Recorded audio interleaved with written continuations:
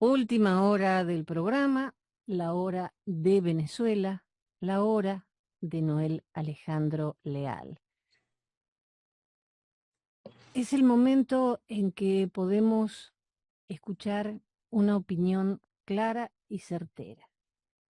Es el momento en que tenemos que decidir, no solo los venezolanos, los americanos, qué queremos para nuestro futuro. En Estados Unidos próximamente serán las elecciones y se hizo una encuesta.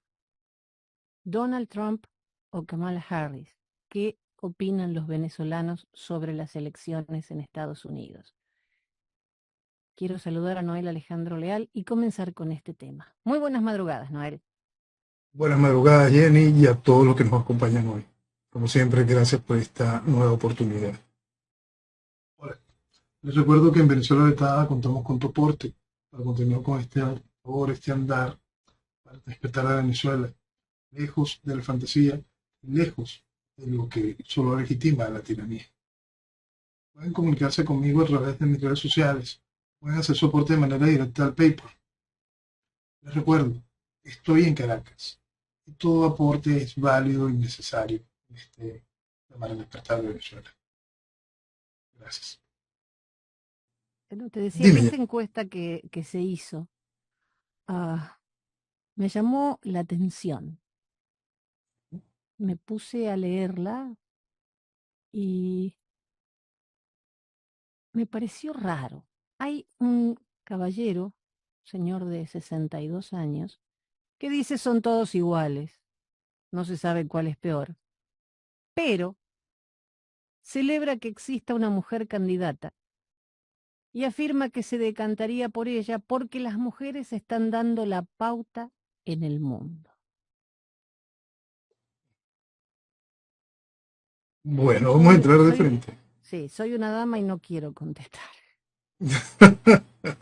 Vamos a entrar de frente con la realidad de la irresponsabilidad de lo que significaría, de lo que significa que venezolanos le presten su respaldo a Kamala, bien sea porque ya estén en posibilidades de ejercicio del voto o porque simplemente buscan esto, darle soporte a la campaña de Kamala.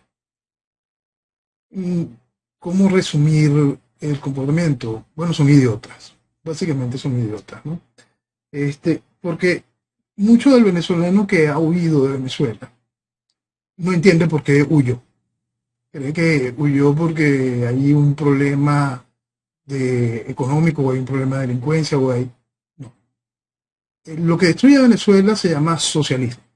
Socialismo. Un proceso ideológico que carcome a una sociedad. Lo que promueve el Partido Demócrata en la actualidad con más fuerza es socialismo. ¿Qué es Kamala? Socialista. ¿Qué era Obama? Socialista. ¿Qué es Biden? Bueno, este, Nada. el asunto es terminar de entender que eso es socialismo. Y de lo que destruyó a Venezuela se llama socialismo. Que hayan posturas tan increíblemente banales, necias, en, en extremos ridículas, como para decir, no, sí, yo voy por Kamala porque es una mujer y le parece bien. No, ese señor es idiota. Es idiota, como el resto de todos y cada uno de los irresponsables que apoyen algo como Kamala, siendo venezolanos, y estén conscientes, bueno, no están conscientes, que es lo peor del cuento, en su nebulosa de lo que ellos califican como pensamiento político, crean que eso, un producto del socialismo, va a ser algo positivo para el país donde están viviendo, cuando el socialismo destruyó el país de donde vienen. Entonces, es muy importante que los venezolanos empiecen a sentarse sobre la realidad de qué es lo que destruyó Venezuela y qué es lo que están abanderando fuera de Venezuela en los países donde se encuentran. Es igual de responsable que un venezolano que haya apoyado a Boric en Chile, o igual de responsable que un venezolano que haya apoyado a Lula en Brasil. Es salvajemente irresponsable que un venezolano apoye a Kamala en los Estados Unidos. En, Cuando la campaña del 2020, tomé un tiempo para explicar que la irresponsabilidad de aquella cosa espantosa que llamaron venezolanos con Biden. Cómo eran increíblemente destructivos, tan destructivos como estas cosas de venezolanos con Kamala. Y ahí es importante especificar que todo eso tiene un hilo conductor. El hilo conductor es que la gran mayoría de estas personas también son promotores del voto en tiranía. También son promotores de todas y cada una de las fantasías que durante años le han cerrado las puertas a la libertad en Venezuela, porque simplemente no entienden el problema, porque simplemente están sumergidos en un gran proceso de estupidez profunda que los alejan de la realidad. Entonces, sentir, saber que entre las grandes cargas con las que carga el venezolano hoy, esa carga tan increíble, espantosa, esa cicatriz profunda, que es esta cosa de Tren de Aragua y los venezolanos malos, los venezolanos que se portan mal. También hay que sumarle esta carga de venezolanos con Kamala. Son muchos estigmas realmente difíciles de llevar por el venezolano de bien, por el venezolano que entiende que escapó, que tuvo que huir de esta maravilla de país debido al socialismo. Por el venezolano de bien que entiende que trabajo, libertad, progreso, todo ese tipo de cosas están lejos de la idea de socialismo. Entonces, Si me realmente, por favor, Jenny. un segundito. Clara, una señora que es enfermera. Escucha su opinión. Está difícil porque Kamala Harris dicen que tiene tendencia comunista, pero es una mujer que yo la siento con mucho carácter. Donald Trump creo que no está bien. O sea, tiene carácter, pero es comunista. Sí. No me cierra la idea, no sé qué piensan para Que no decir piensa. esto. Es que no piensa. El gran problema es que no piensa.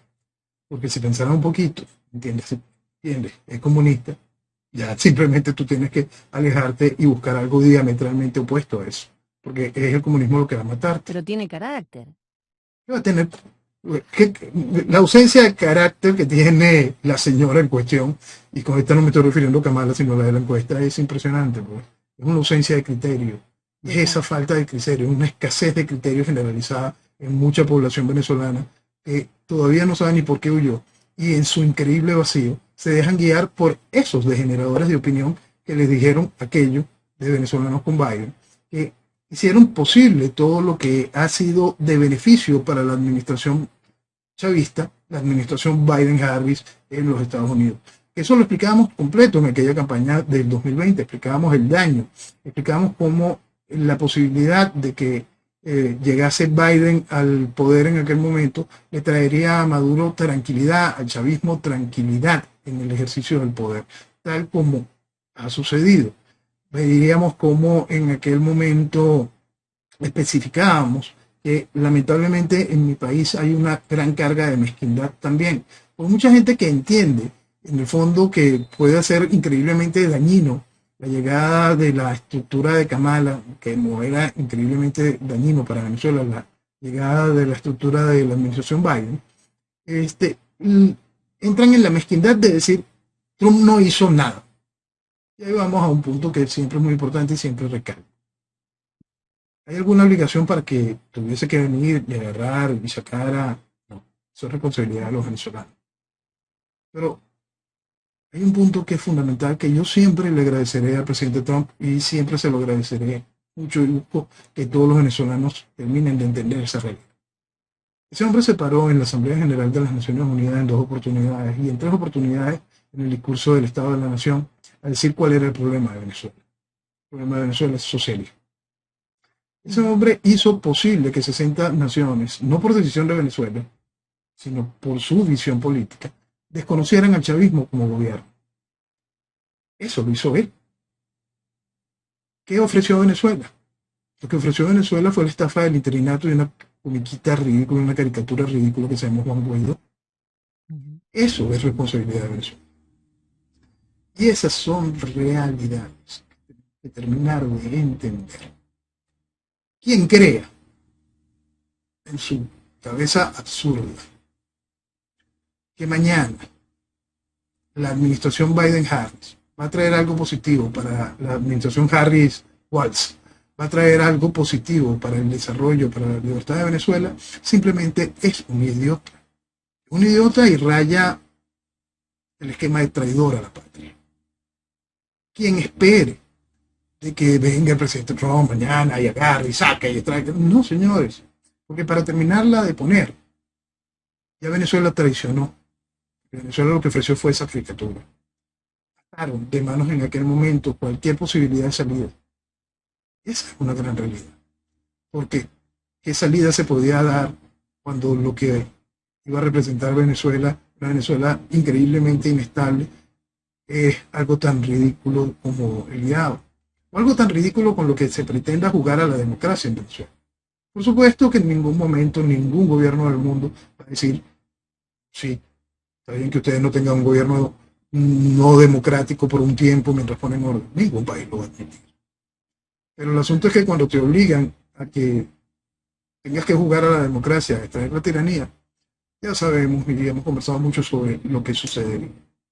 Entonces, en el mañana inmediato de los Estados Unidos en su relación con Venezuela, de llegar la estructura de Kamala a mantenerse en la oficina oval, por supuesto, Venezuela no puede contar con un aliado en la Casa Blanca.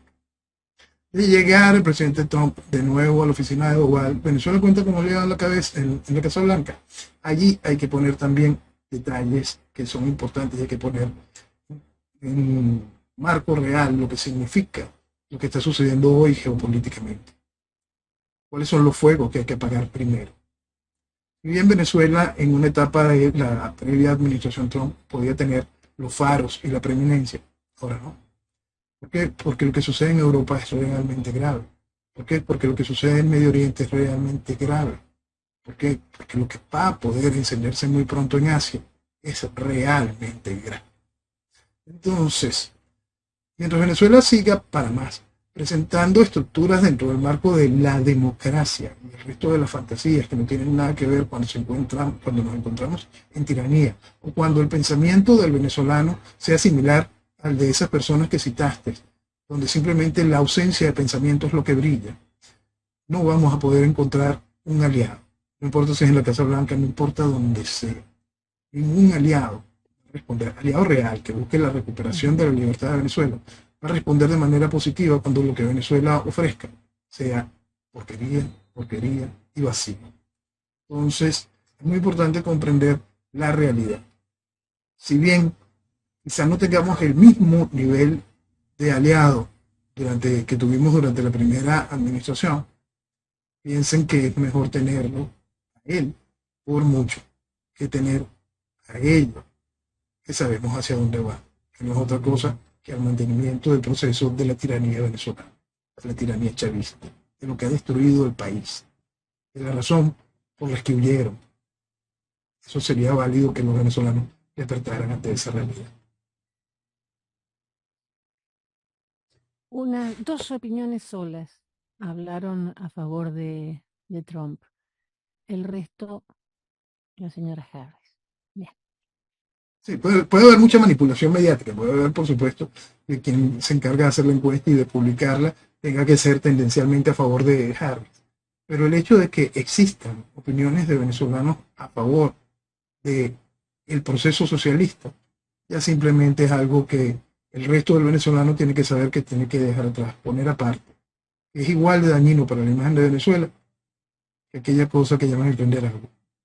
Son estigmas realmente duros para el venezolano. Y el hecho de que sea mujer no hace que yo le dé mi voto porque también soy mujer. Pensamiento tan vacío, es increíble que la gente tenga ese tipo de pensamiento. De verdad. O sea, yo le voy a dar mi voto a quien haga mejor las cosas, a mi manera de ver, por supuesto.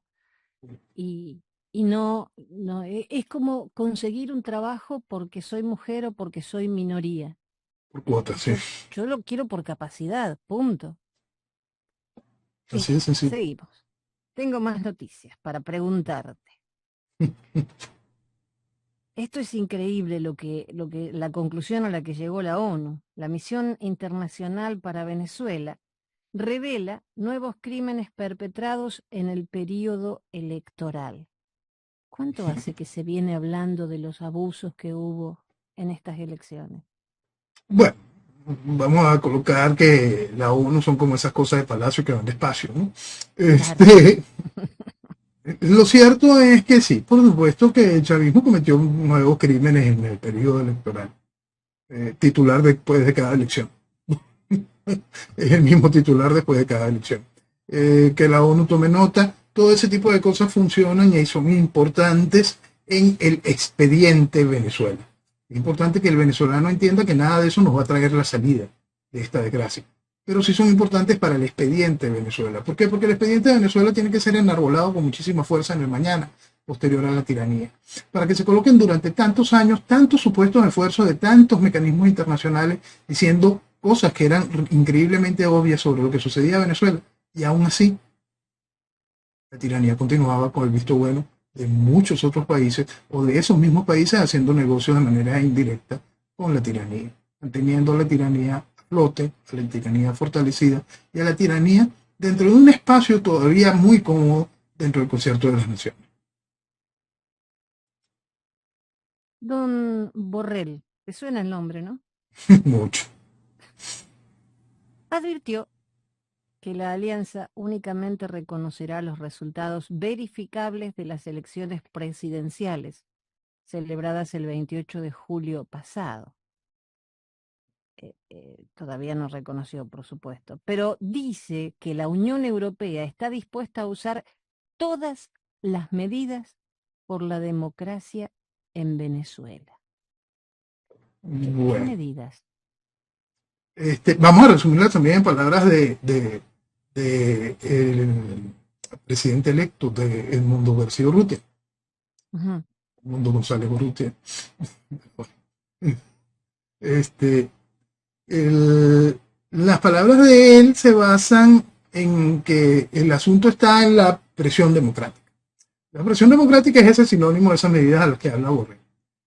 Las presiones democráticas hacen muchísimo, de verdad, ¿en dónde? En absolutamente ninguna parte cuando usted se encuentra en tiranía. Lo que hay en Venezuela es una tiranía que tiene un eje y un ejercicio dentro de un marco internacional realmente poderoso. Dentro de ese proceso revolucionario neocomunista fundamentalista, o cuando se quiere colocar frente a ese proceso del globalismo euroasiático, cuando se quiere entender país por país, entender el asunto ruso-chino y el sable iraní. Entonces, esas son realidades que están muy, muy claras. Ok, Europa. ¿Europa puede hacer algo más de lo que ya hizo? No. ¿Y ya hizo mucho? Sí. ¿Y el chavismo sobrevivió? Sí. La única diferencia es que ahora hay eso, un presidente electo. Europa reconoció a el mundo como presidente. No. ¿Lo reconocerá? No tiene cómo porque hay países que están totalmente en desacuerdo con reconocer a el mundo como presidente. Y eso seguro tendría que ser una decisión plena por todos y cada uno de los países. Y en Europa hay países que no se prestan para reconocerlo. Portugal. Entonces, Portugal es uno. Y ahí estamos hablando de Portugal, un país que pertenece a esta Iberoamérica, un país que conoce y está muy claro con respecto a la realidad. No estamos hablando de un país de lo que queda de Europa del Este. No, estamos hablando de Portugal. Este, y simplemente no va a reconocer al mundo como presidente, no importa que le muestren actas, no importa nada de eso. ¿Por qué? Porque entienden quién está ejerciendo el poder de manera real, de manera fáctica en el país. Y no les interesa volver a hacer el ridículo que ya se hizo con Guaidó. Entonces, teniendo clara esa experiencia, muchos otros países se refugian en lo mismo. Pero si acabamos de hacer un ridículo increíble con Guaidó, ¿tú pretendes que hagamos un ridículo de nuevo con este personaje? Porque están conscientes de que el poder lo maneja el chavismo, que ese efecto que nosotros hablábamos cuando Guaidó, que nunca podría tener la presidencia efectiva, es una realidad que ellos entienden. El mundo nunca tendrá la presidencia efectiva. Entonces sigo como eso. El Parlamento Europeo da el premio Sájarov a la libertad de conciencia. Sí. Entre todos los que habían postulado, excluyeron, y leo textual, al candidato de la ultraderecha dueño de ex, Elon Musk. Eso era derecho. Candidato de la ultraderecha. Había sido nominado por el tercer grupo más numeroso del Parlamento Europeo, los Patriotas de Europa, por lo que partía con ventaja para ser uno de los 3 finalistas. Pero no lo dejaron. No lo dejaron. No lo dejaron. Bueno, en el premio está postulado María Corina Y Edmundo. Edmundo, está postulado un personaje de Azerbaiyán y está postulada un par de asociaciones, si no me equivoco, son asiáticas. Disculpen que no tengo claro en qué país son los que están Un activos proyecto ese par. palestino-israelí en favor de la paz y un Cierto, activista perdón. anticorrupción de Azerbaiyán. Cierto, es el proceso palestino-israelí. Perdón.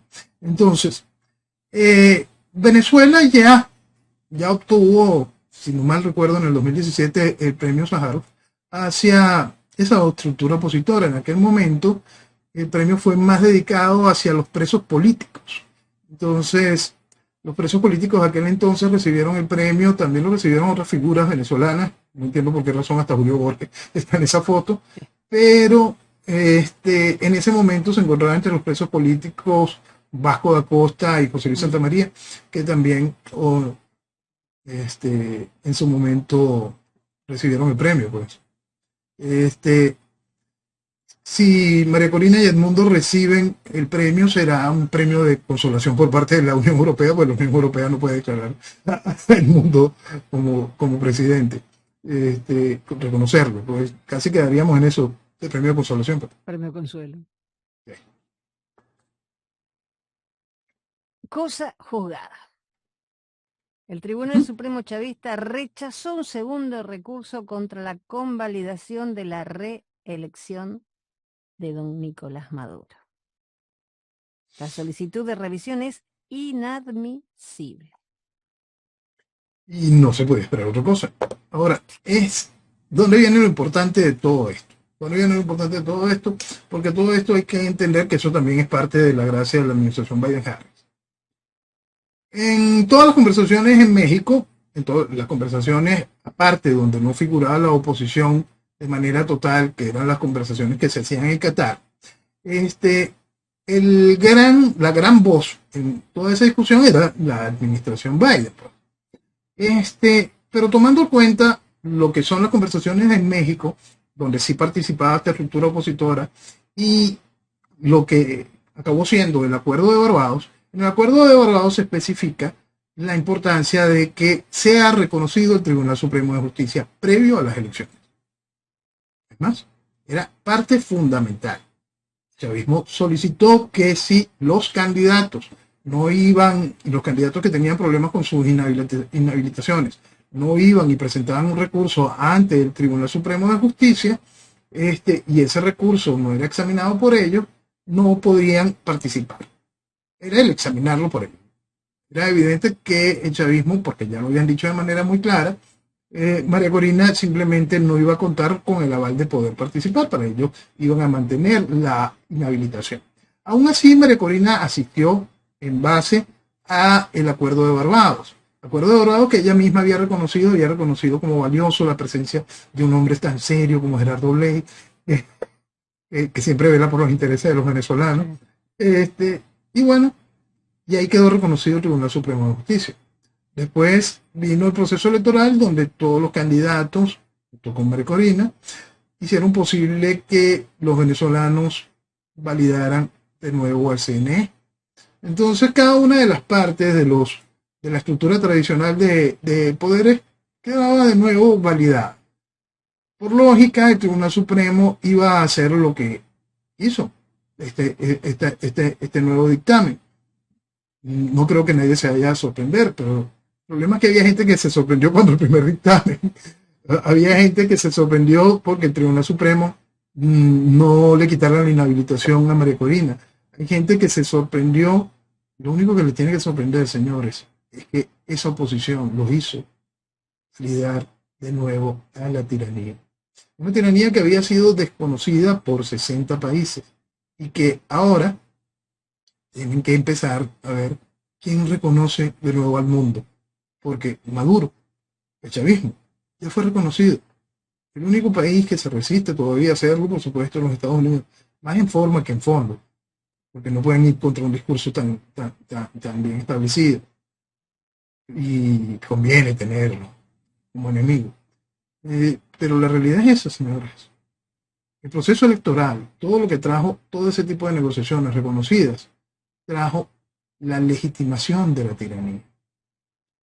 Hoy, la tiranía se encuentra en un limbo con respecto a distintos países. Sí, cómo no. Y es algo que a la tiranía le conviene.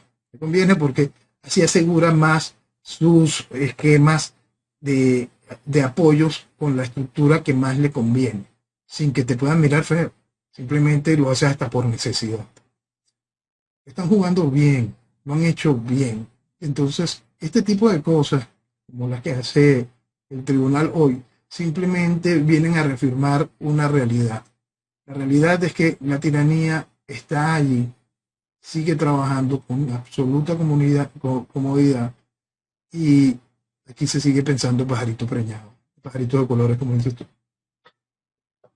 Es que vamos a ponernos en una persona de cualquier país del mundo que no se meta mucho en política, que no investigue. Y escucha que en Venezuela en julio iba a haber elecciones. Está el oficialismo y la oposición.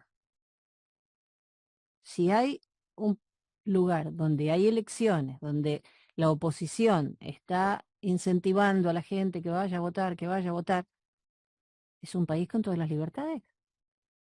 Ya, y eso, mucho de lo que no se ha entendido con respecto a Venezuela, que también tiene que aprender a verse en otros países, es esta oposición que es absolutamente funcional a los intereses de la tiranía. Por eso viene esas etapas donde queda que la gente no termina de entender que ya está viviendo en una tiranía constitucional. ¿Por qué? Porque el aparato del proceso revolucionario ya tiene el control de todo, empezando por aquella cosa que se viste como oposición. Y eso ha sido muy difícil de explicarlo y es muy difícil de entenderlo por muchas partes del mundo, porque vamos de nuevo a aprovechar esa situación del presidente Trump. Por lógica, está en la oposición, ¿no? Si tú tienes un gobierno que está haciendo daño, tiene que haber algo que es oposición. ¿Y cuál es la oposición? Esto. ¿Y qué me traen? El guiado. Entonces, por supuesto, no hay que otra que reírse, pues, frente a ese ridículo. Después te das cuenta, oye, como que no me están echando el cuento completo y terminas de entender que toda esa estructura de oposición es colaboracionista. Terminas de comprender que toda esa estructura de oposición está jugando a seguir vistiendo democracia a la tiranía. Terminas de comprender que esa estructura de oposición a la cual le hiciste el increíble favor de hacer que 60 países desconocieran el chavismo, son los encargados de hacer que ahora todos esos países sigan reconociéndolo, pongan en duda nada más y no el hecho fáctico del desconocimiento. Entonces, esas son realidades de todo el daño que hemos vivido y no se quiere terminar de aceptar. Increíble. Ahora, yo quiero ver qué va a pasar el 10 de enero, si van a seguir diciéndole dictador o si se van a atrever, en especial el periodismo, o se van a atrever a decirle tirano, porque después del 10 no hay manera de decirle dictador. No, por supuesto, le van a seguir diciendo dictador o le dirán cualquier cosa porque no van a entender todavía la importancia de la diferencia. Recordemos que es algo que no quieren que se entienda. Quieren mantener la palabra dictador ligada a esto. ¿Por qué? Porque el mañana de muchos países tienen que pasar por esto. Yo siempre lo tomo en específico hacia el punto venezolano.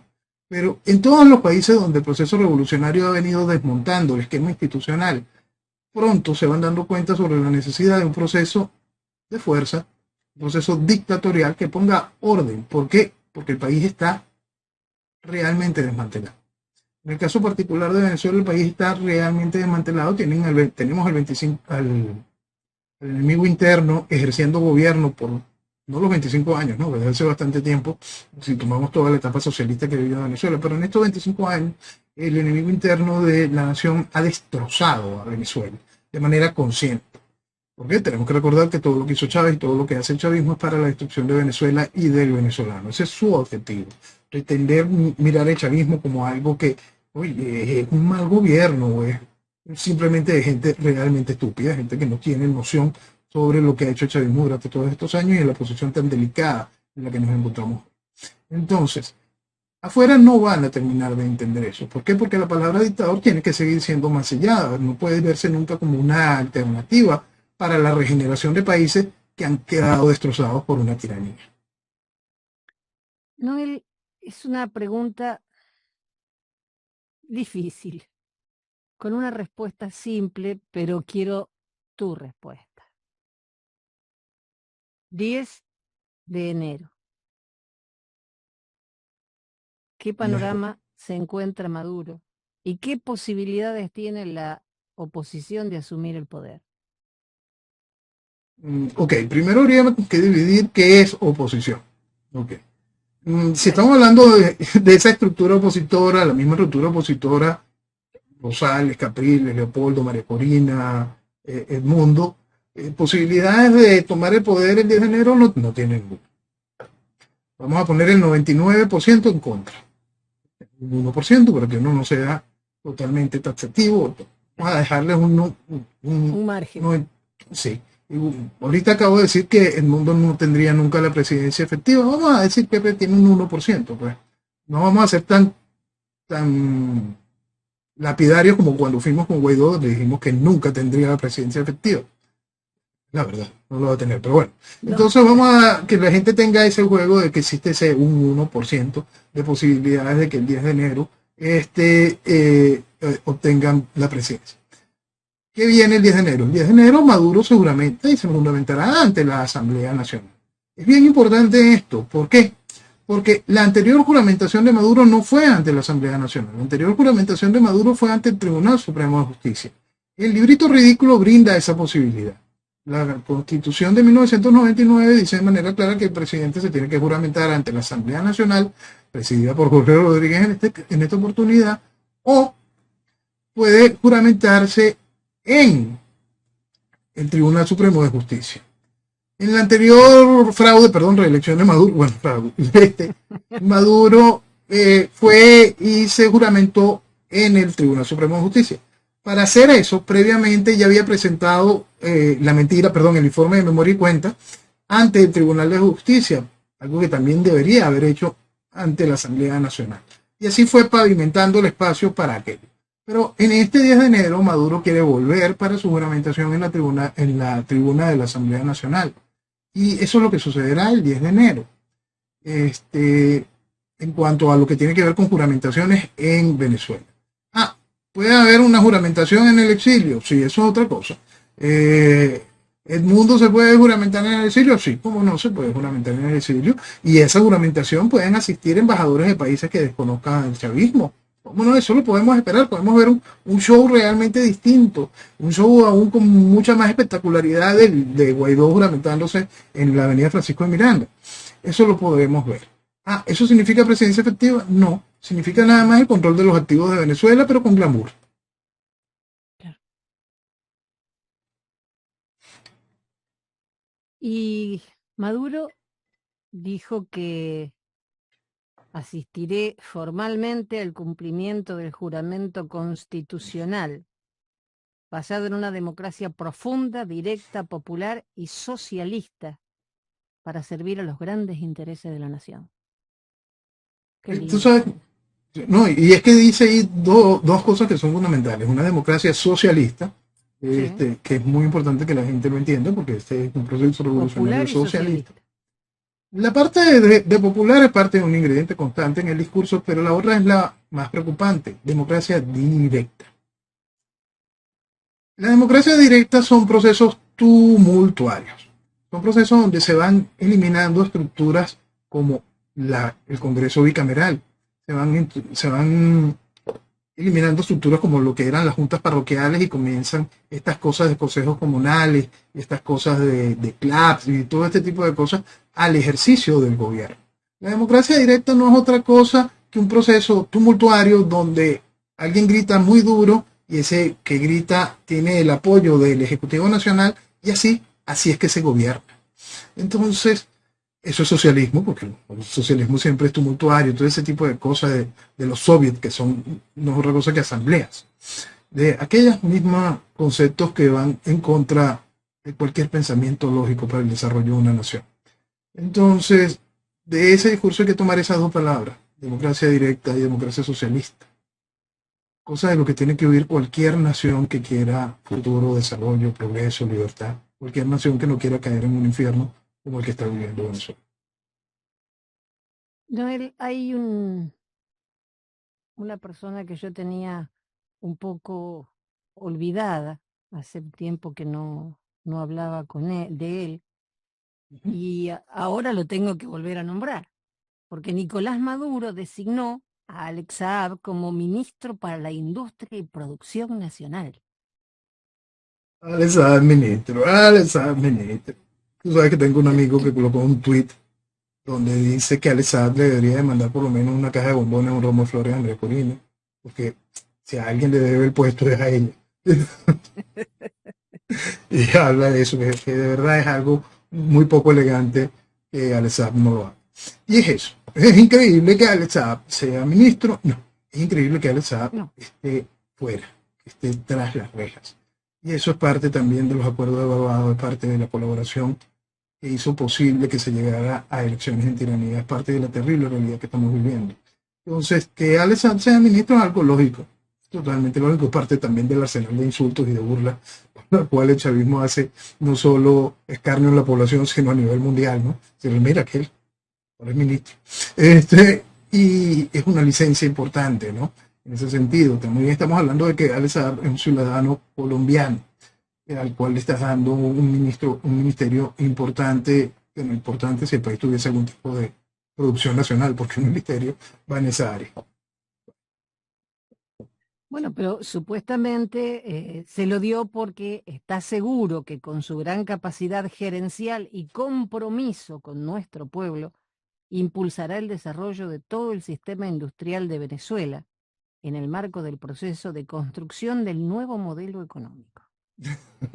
Más allá del chiste, también hay un punto bien importante y es un mensaje que envía Maduro, más allá del chiste de la burla, es un mensaje a todos los colaboradores, a todos los testaferros, a todos los que se mueven a nivel mundial en pro del chavismo, a todos los que están funcionando dentro de esa lógica. Manténganse fieles. Si caen Sí, presos, vamos a hacer lo posible, lo imposible por sacarlos. Cuando los le damos saquemos, un misterio. todavía es que ahora es cuando vas a llevar premios. Es decir, manténganse fieles, manténganse operativos, que hay con qué. Vamos, muchachos. Ese es el mensaje adicional que Maduro pone con este nombramiento. ¿Qué le pasó a don Tarek Saab? Porque en un principio dijo que Lula era un agente de la CIA, pero después sale la Cancillería de Venezuela a decir que las acusaciones eran de un carácter personalísimo. ¿Qué pasó? Bueno, piso adelante. Lo que pasa es que también se comen los nervios, ¿no? Los nervios los están frenando. Entonces, sí, ahora sí nos vamos a aislar, ahora sí podemos encender todos los ventiladores y decir todas las estupideces y no las creemos. El problema es que en el país, de acuerdo al librito ridículo, tocan también la renovación de ciertas estructuras de poder. Es decir, aquí se inventó el chavismo una cosa que llamó el poder moral republicano, que está compuesta por la fiscalía, que es el cargo que ostenta Tarek William. Este, está el cargo de la Procuraduría y está el cargo de la Contraloría. Entonces esos tres cargos que forman esa estructura de poder moral republicano, de acuerdo al librito ridículo, tienen que ser renovados. Y Tarek dijo, oye, si yo quiero permanecer en este cargo, déjame ponerme lo más arrastrado. Si estamos insultando a Petro y Lula, yo quiero insultarlo más duro todavía. Y se adelantó, pues. Simplemente se adelantó.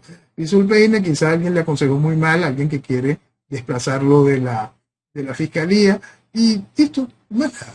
Pero más allá de lo anecdótico y de lo que pueda significar para Tarek la no continuidad en la fiscalía, no hay nada más.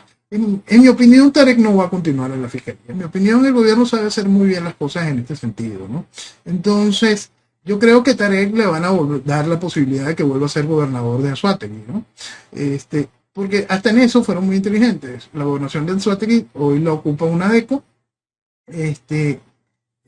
y simplemente la DECO sí lo puedes quitar para poner a Tarek.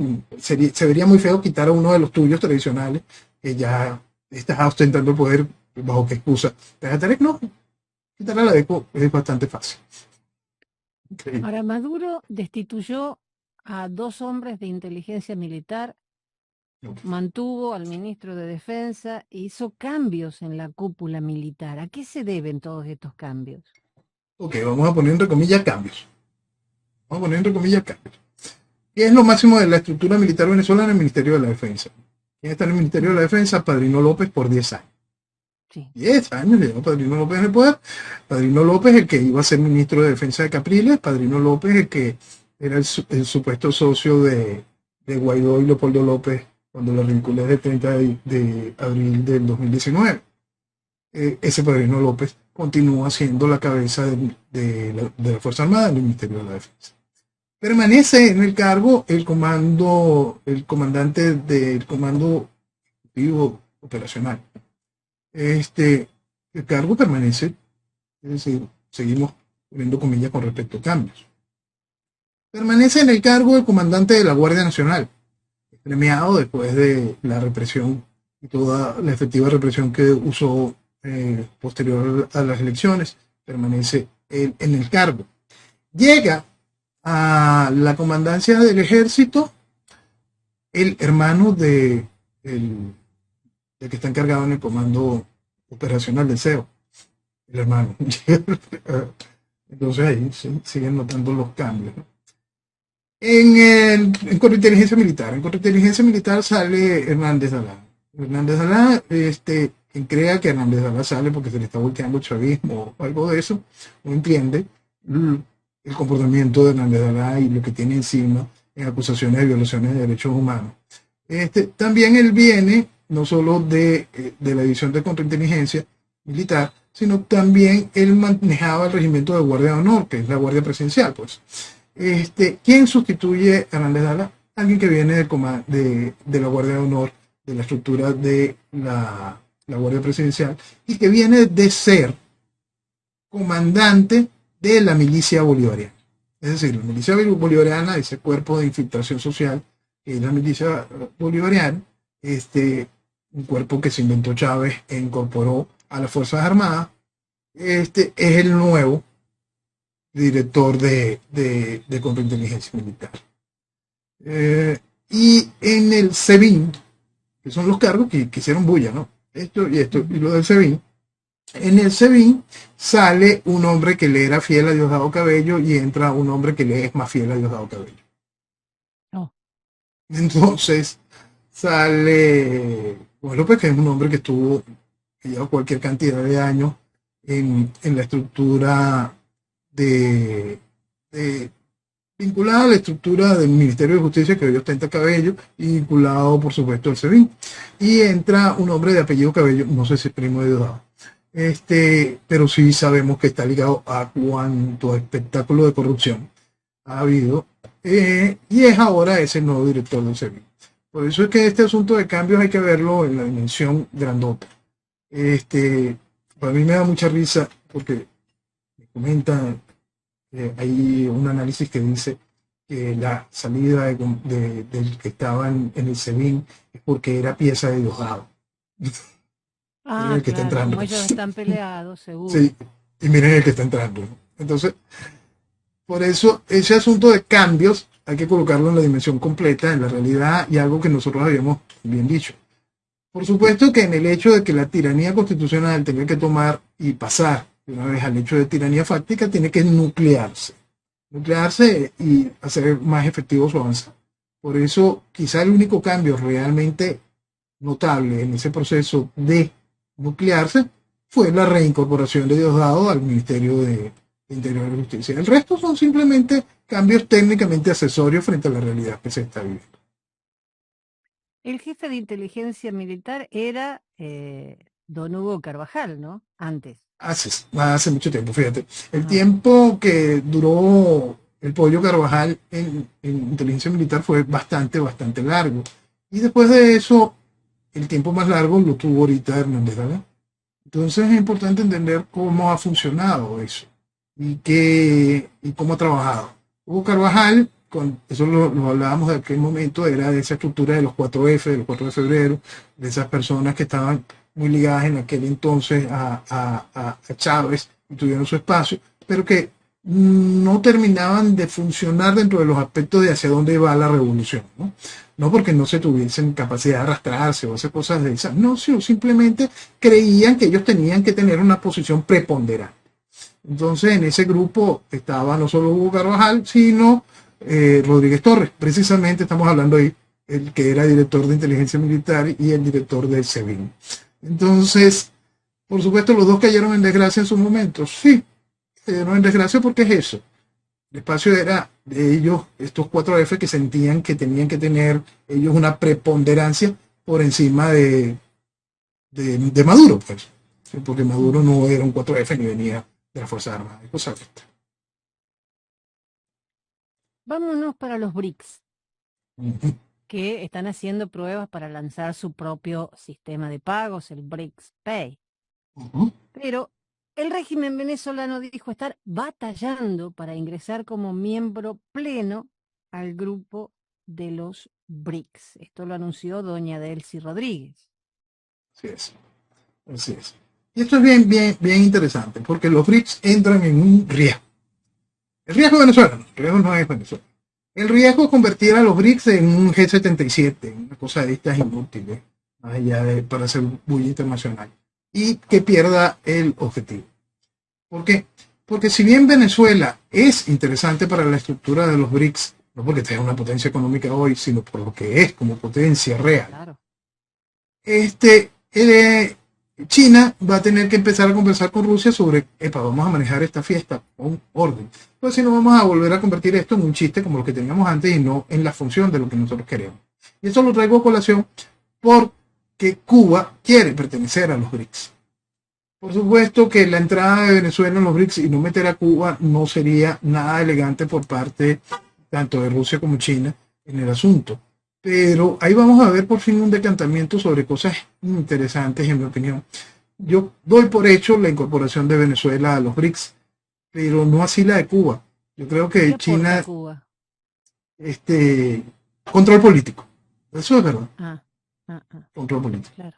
Ujú. Cuba tiene control político sobre distintos parlamentos latinoamericanos. Que lo niegue no, puede, no está viendo la realidad. Entonces, control político. Eso es una realidad y eso es un gran aporte. Pero si queremos ver a los BRICS todavía como un proceso de desarrollo, donde este grupo se convierte en un polo económico y en un polo importantísimo en cuanto a población. La realidad es que yo creo que China va a enviar un mensaje a Rusia en ese sentido. No podemos terminar de convertir esto en los mismos chistes que teníamos antes. Vamos a hacer de esto algo que siga funcionando de una manera seria y poder establecer eso, una estructura de pago, poder establecer hasta una eventual moneda, una moneda basada en las riquezas, en las realidades, en commodities y este tipo de cosas. Meter a Cuba sería ya abrir las puertas al bochinche. Cuba yo creo que está levantando la voz en ese sentido, aprovechando el momento en que una Venezuela quebrada y que por lógica no debería pertenecer a los BRICS vaya a ser aceptada. Es que hay tantos países que quieren ingresar que el Kremlin explicó que no aceptará por el momento más países miembros y solo estados asociados. Sí, ahora van a colocar este pequeño filtro, ¿no? Y más después de lo que sucedió con Argentina, este tipo de cosas que ahora por fin están recoqueteando la posibilidad de la incorporación. Este, la realidad es que ellos mismos quieren ver cómo mantienen los BRICS dentro del espacio de lo que queremos hacer como núcleo y potencia económica y lo que queremos hacer como herramienta política global. Ellos lo quieren ir llevando a dos ritmos y es algo absolutamente lógico. La semana pasada hablaste de el venezolano y hubo gente que quedó muy impactada con lo que hablaste de el venezolano de adentro, el venezolano de afuera, de qué manera ven a Venezuela de dos formas completamente distintas. Y me gustaría que ahondes otra vez un poquito más en eso porque hay gente que se quedó con ganas de más. ¿Puede ser? Claro, Jenny, y gracias. Mira, hay una cosa que el venezolano tiene que terminar de comprender y vamos a amarrarla con lo que abrimos hoy. El querer a Venezuela, el identificarse con Venezuela, también pasa por entender qué es lo que le ha hecho tanto daño a Venezuela. Entonces, hoy que el venezolano que está aquí, hasta el que está afuera, se ilusione con una salida electoral a esto, es aceptable en el hecho de que se ilusione. Y quiera mentirse en ese sentido, porque la desesperación es realmente grande. Pero de allí a que un venezolano, tanto aquí y peor, allá afuera, busque seguirse mintiendo o miente de manera descarada, tomando posiciones cercanas a esto, a Kamala, y este tipo de realidad es una cosa que de verdad marca mucho con respecto a lo que está sucediendo con el venezolano, tanto el de aquí como el de afuera, que es el desconocimiento de la realidad. Es el desconocimiento de la realidad. Yo entiendo que te puedas ilusionar con la idea electoral, pero ¿y la realidad dónde queda? Cuando enfrentamos lo que de verdad nos está sucediendo como nación, cuando terminamos de comprender eso para poder avanzar en lo que importa, que no es otra cosa que recuperar a Venezuela. Cuando dejamos de mentirnos, cuando dejamos de ser tan mezquinos, cuando aprendemos a valorar lo que es correcto sin miedo y aprendemos a entender realidad. No es posible que el país quiera seguir sumido en la mentira porque la verdad no se lo dicen sus vasos comunicantes tradicionales. No esperen de sus vasos comunicantes tradicionales, de esos degeneradores de opinión que durante todos estos años solo han prestado su tribuna al mensaje que ha hecho posible el desastre. No esperen que de ahí salga el mensaje hacia lo correcto. Eso es muy importante para que todo el venezolano termine de enfrentar la realidad.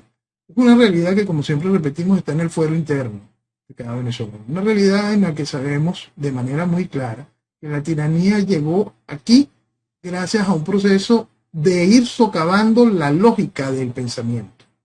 La posibilidad que hizo que llegara algo como Chávez al poder es porque tenía toda una estructura sembrando lo que estaba mal. Desde el mismo hecho de que llegara Caldera al poder, porque entre las ofertas de Caldera estaba liberar a Chávez, ya es como para asustarse de que haya gente que haya apoyado a Caldera por eso. Es casi que tan absurdo como los que dicen apoyamos a Kamala porque es mujer. Es increíble esa carga de vacíos y de irresponsabilidad en el pensamiento político. El pensamiento político es algo muy serio. El pensamiento político marca el desarrollo del país y el futuro de nuestros hijos. No puede seguir siendo tomado a la ligera y menos puede seguir siendo alimentado por fantasía tras fantasía. Hay que entender qué significa Venezuela, lo que vale Venezuela para comprender el tamaño de la traición. Esa traición que ha venido manipulando al pensamiento político del venezolano promedio. Entonces, tanto el de afuera como el de adentro tiene que empezar a nuclearse frente a la realidad. ¿Cuánto vale Venezuela? ¿Cuánto quiero que mi país vuelva a ser libre? ¿Cuántas ganas tengo de que las personas que están en Venezuela puedan volver a trabajar por ella? ¿Cuántas ganas tengo de regresar a mi país? ¿Cuántas ganas tengo de demostrar que lo que aprendí afuera son cosas e ingredientes fundamentales para la Venezuela del mañana? ¿Cuántas ganas tengo de que Venezuela deje de mentirse? ¿Cuántas ganas tengo de que Venezuela de nuevo sea faro de libertad, progreso y desarrollo? Cuando se tienen claro esas ganas, cuando se tienen claras esa cantidad de cosas, se tienen claros los objetivos, se tiene clara la realidad, se tiene clara todo lo que ha hecho posible el proceso de destrucción y todo lo que hará posible los frenos en el mañana de extraerse la tiranía. Porque eso es básico comprender. Al extraer la tiranía, todos los que han vivido bajo la fantasía de la oportunidad de la vuelta a una Venezuela vía electoral van a hacer mucho, mucho daño. Todos los que han creído en todo este cuento de la administración Biden, Harris y que ven imposibilidades de esto para el mañana de Venezuela, van a hacer mucho, mucho daño. Es tan sencillo como preverlo frente a una realidad que, que nos va a carcomer mañana. Por eso es que es tan importante decir la verdad y hacer un llamamiento al entendimiento de la realidad. La realidad está lejos de toda fantasía y está lejos de todo lo que hace posible que se legitime a la tiranía. La realidad está en el entendimiento de lo que está en el fuero interno de cada venezolano, para poder entender dónde está nuestra necesidad y nuestra realidad, para poder diferenciar sobre tiranía y dictadura, para poder comprender que Venezuela lo vale, que lo vale todo, porque si algo tiene todo y mucho más, es esta tierra que es magia pura. Entonces, si hay algo que tiene que realmente tomar al venezolano, es la realidad, tan sencillo como es. Si nosotros nos enfrentamos a la realidad, vamos a encontrar el camino correcto para poder recuperar a la nación, recuperar al país y construir una nación. Me encantaría que el venezolano que está afuera escuche tus palabras y se acuerde de la Venezuela que dejó, de todas las maravillas que tiene ese país y que vea lo que estás diciendo. Es fácil recuperarla cuando se siguen los pasos correctos. Es fácil volver a ser faro de América si nos unimos y dejamos de lado lo que hasta ahora no sirvió ni en Venezuela ni en ninguna parte del planeta. Ojalá escuchen lo que venís diciendo domingo tras domingo y los pronósticos que hiciste hace años y se han cumplido exactamente todos. Simplemente es hora de despertar. Gracias, Noel. Nos encontramos la próxima semana. Yo que aquí estaré, señores, muy buen día y que viva Venezuela. ¡Viva Venezuela!